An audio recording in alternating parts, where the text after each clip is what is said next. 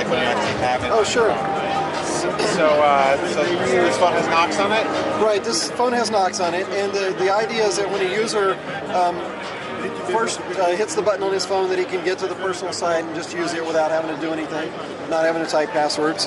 When you switch to the container, it's going to ask you for a password, right? And the idea is that the corporate IT could describe the password policy and dictate that you type a password to get to the business side.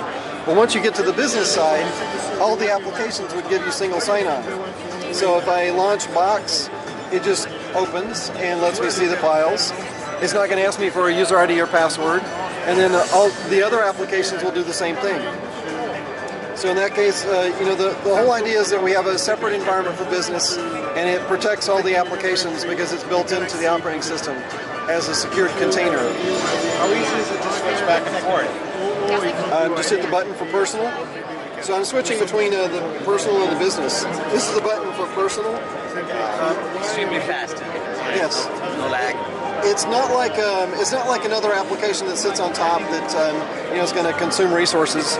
And no matter where you are in the device, you can always pull down from the very top, right? And it's always right here. Go to Knox Home.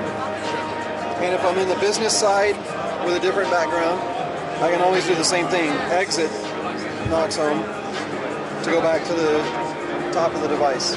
Now when you go in sleep mode, you'll again have to enter the password? No, it has a timeout. So that timeout by default is set to 10 minutes.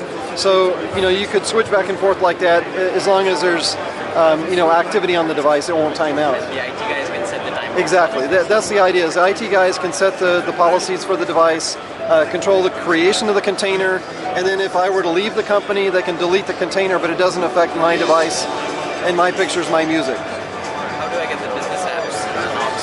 So in the business apps, they have a Knox app store. So this is an application store where I can go select the applications that I can run inside Knox.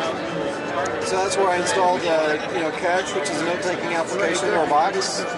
They've got quite a number of others that are available.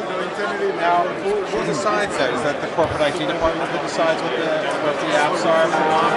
Yeah, so that's the idea, is to enable corporate IT to be able to manage the applications that are inside that container, right? And they can push the applications into the container as well as delete them out of the container, right? So corporate manages the container, not the device. So that sort of separates between the two.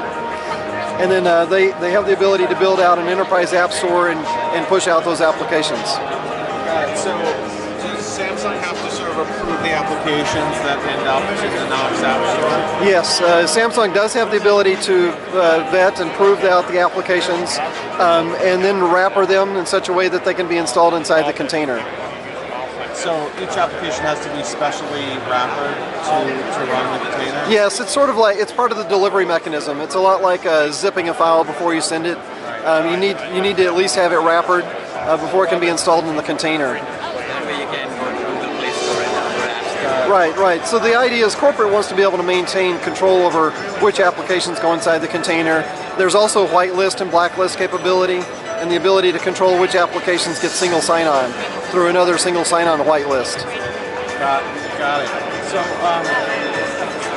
decides on sort of the look and feel of the container? Is it the same look and feel for everyone? Does the corporate IT policy kind of create the wallpaper there? How does that look and feel get decided? Oh, I believe the end user gets to decide that.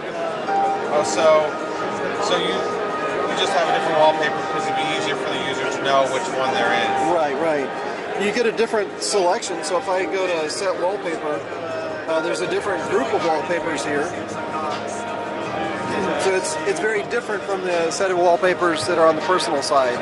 So as to encourage you not to right. do the same. So at least you know which side you're on, if you're on the personal side or on the business side. Is that the only way that you would know is from the wallpaper and the list of apps?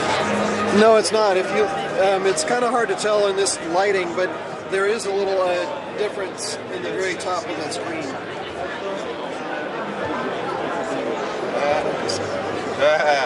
Okay.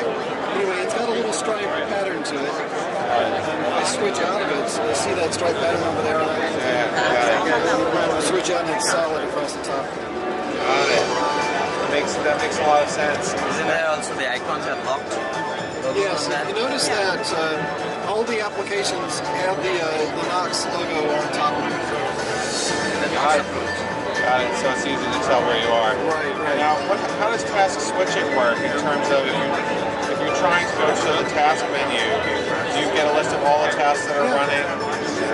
So there's one that's on the device, that's on the container, that's on the container, on the device. A unified list? Yes, it is. It's going to feel very natural for the end user as far as how he uses the device, right? Even if I'm in the contacts on the business side and I want to send a message, I'll just click on the contact, click on send message. It'll show up and work exactly the same way. But it does encourage the user to separate business from personal, and they might have to like I found that I ended up mixing up all my personal contacts or on my business exchange accounts. Like I shouldn't have been doing that, but this helps keep those two worlds separate from each other. Now, what about the clipboard? Is that disabled when you go across? The clipboard, much like the file open, file save in, all the list of applications I can open attachments in, clipboard, those are all completely separate between these two worlds.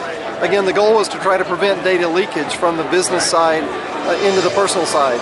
So the mail application is exactly the same mail application, but I can't save messages or attachments from business out into personal. And when I open attachments, they'll stay on the business side. They'll stay inside the container. Now, if you are saving something to the local storage, and say you open up a file browser, or you attach this to a PC and try to browse the folders that are things that were saved in the container, are those protected in some way? Yes, there are two separate storage mechanisms. The container storage is completely separate from the device storage, plus it is encrypted. So when it's at rest on the device, it's always encrypted, which provides a very high level of security. They wanted to make sure they met, U.S. federal government level standards with respect to security and encryption on the device. So it meets FIPS 140-2 level of encryption.